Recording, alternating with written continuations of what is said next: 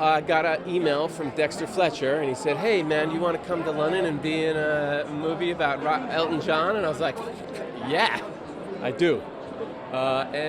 We just sort of had so much fun. I mean, Dexter creates an atmosphere where everybody, the prop department, the actors, the extras, they all feel like they can contribute and are part of it, and it's fun, and he's hilarious, and we just had a fantastic time. I mean, I shouldn't have even gotten paid for this, you know what I mean? Like, it was great.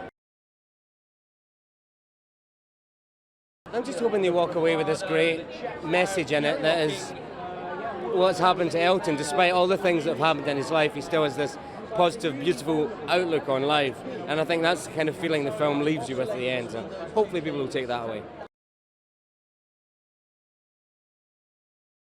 We need some joy, I think.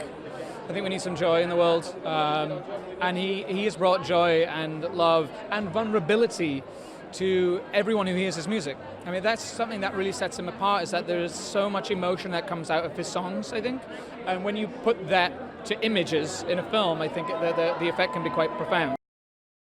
It's about friendship. It's about overcoming obstacles. It's a kind of fly on the wall look at a different decade and a different time. At the heart of it is a lot of kind of family drama that's going on as well. But I would be hard pushed to find someone who isn't affected by Elton's music, even if you don't know it. I think it's so affecting. It just gives you the feels. I still, to this day, I still listen to things like your song and I get moved by it. It's hard not to be. So I went to the Cannes Film Festival with a film called Billy Elliot about 150 years ago, and Elton was there, and he saw the film, and I think he was so moved by the film. That was the first time I met him, and then he obviously did the music for the musical of Billy Elliot as well, and there's always been this kind of cosmic tethering. Lee Hall also wrote this movie, he wrote, there's a lot that's kind of, the synergy of everything is quite intense. What he's managed to achieve as well as Elton is phenomenal. I mean, he's just between Candle in the Wind, Goodbye Yellow Brick Road, Your Song. I mean, these are songs that will live forever. What they've achieved is quite remarkable.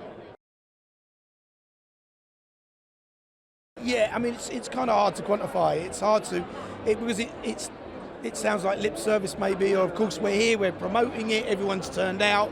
There's a lot of love in the room, we haven't seen each other, and there's all that hugging going on. But, what Taron has done, with his voice and his performance as Elton, he's led from the front in the most incredible way, and there's a commitment level that he delivers that I think makes even just someone like you goes, oh, I don't like musicals, go wow, because it's undeniable the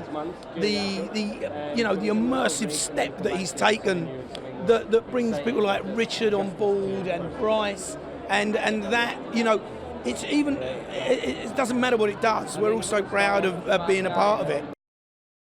I think, emotionally, what we're looking for is the truth. And that's in large part, again, to Taron and what he brings and Richard, I think, and what I mean by that is that if you invest in the emotion, if you believe, if we are going with Taron as Elton on that emotional journey, all the facts and the figures and all that kind of stuff is a secondary concern.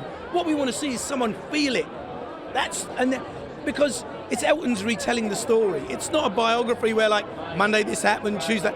It's his emotional experience that he's remembering.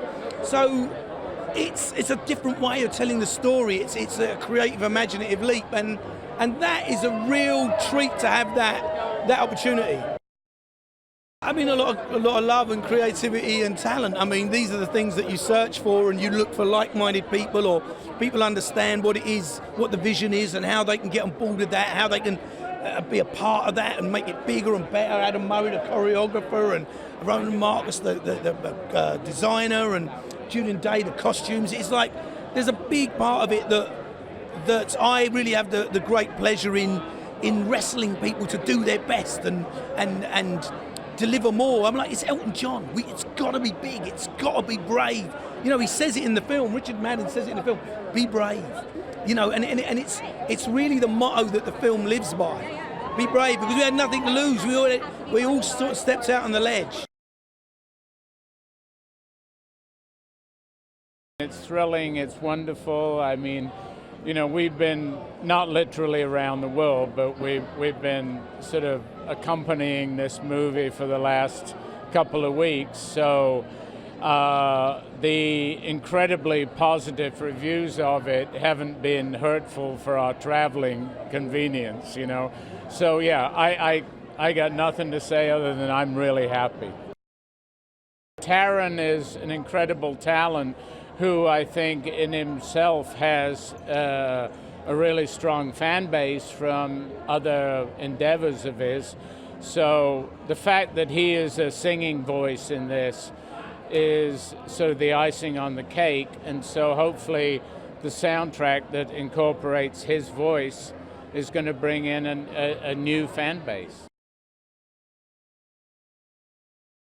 I hope that people have an incredible time. We've got all of these great songs at our disposal. So I hope it's a joyous experience. I hope it's an exciting experience. That certainly seems to be the response so far. If you want like a more serious takeaway, I think there's a great lesson to be learned about allowing your children to be their authentic selves, particularly when it comes to sexuality, and the potential damage of not giving people the love they need. I really love doing Your Song in the movie. It's a real moment of fortification for the relationship with Jamie's character, Bernie. It's the central relationship of the movie. And I think the way we approached that song was to sort of make it, the encapsulation of that friendship. FuturePreviews.com. Whoa! Go behind the scenes of movies. Subscribe to Future Flicks YouTube channel.